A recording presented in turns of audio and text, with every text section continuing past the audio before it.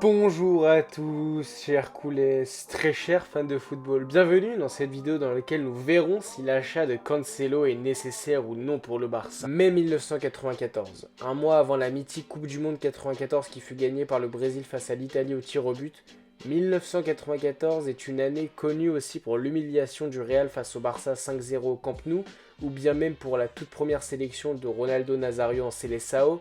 Mais en outre les dates et les moments marquants, il y eut une naissance qui bouleversera le monde du football au XXIe siècle, le 27 mai 1994 étant la naissance d'un des plus grands latérales de l'histoire, João Cancelo. Il est né au Portugal, plus précisément dans la périphérie de Lisbonne, dans la ville de Barreiro. Très tôt, la passion pour le football émerge dans le cœur de l'international portugais. Afin de pratiquer sa passion, en 2005, alors âgé de 9 ans, ce dernier rejoint le club local étant le FC Barraense.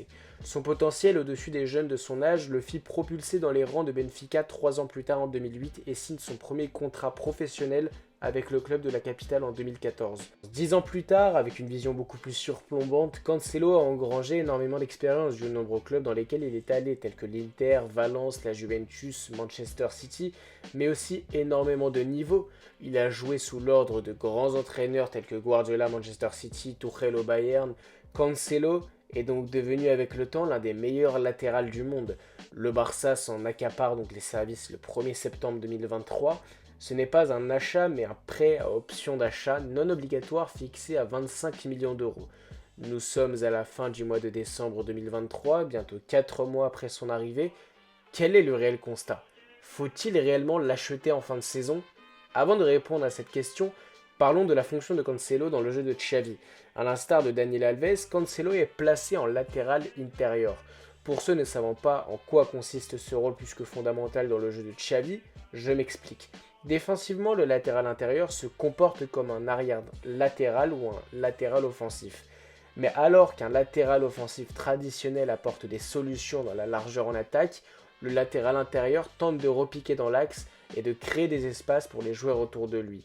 S'il n'a pas de coéquipier devant lui de son côté du terrain, le latéral intérieur prend part aux attaques de manière plus traditionnelle, mais si c'est le cas, il tente d'influer sur le jeu dans l'axe autant que possible. Cancelo comprend donc parfaitement ce rôle dû aux nombreuses années passées sous Guardiola. Or, un joueur a beau comprendre ce rôle, ce qui n'est pas donné à tout le monde, s'il n'a pas le niveau adéquat pour remplir ce rôle, il a beau le comprendre, il ne le remplira pas parfaitement.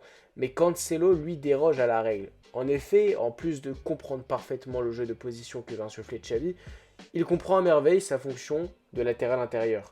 Mais en plus de la comprendre à merveille, l'international portugais est à un excellent niveau. Et en plus d'être un excellent niveau en latéral droit, il est limite meilleur en latéral gauche. On se souvient tous de son match inoubliable face à Porto, sûrement l'un de ses meilleurs matchs depuis le début de la saison. Pourtant, ce dernier n'était pas à son poste habituel, il était placé en tant que latéral gauche.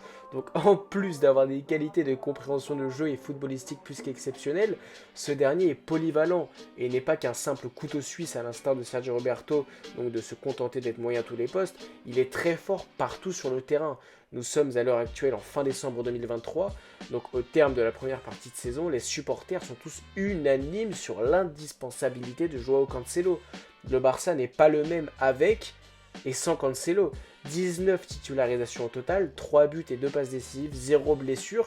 On le voit dans ses célébrations de buts, comment il a l'air pleinement impliqué dans le club. Cancelo a des pieds faits pour l'or, mais ils sont dans la merde. Un système de jeu pas très clair et assez mal compris de la part de certains joueurs. Malgré tout ce bourbier, tout ce chantier tactique, Cancelo arrive tout de même à tirer l'équipe vers le haut. Bien qu'il soit un défenseur, et c'est ça qui est fort. C'est dans ces moments-là que nous distinguons les bons joueurs des légendes. Certains ont besoin d'un collectif pour se sublimer, d'autres ont besoin que d'un ballon et des crampons pour sublimer toute l'équipe. Donc selon moi, et cela n'engage que moi, il faut absolument acheter Cancelo. En plus d'être une pierre angulaire de cette équipe, due aux critères énoncés précédemment, puis franchement, regardons le prix, 25 millions d'euros, c'est si peu pour un aussi grand joueur. Sur ce, chers coulés, n'hésitez pas à me dire vos ressentis dans les commentaires si vous êtes pour ou contre l'achat de Cancelo. N'oubliez pas l'abonnement, le partage, le like. À très bientôt.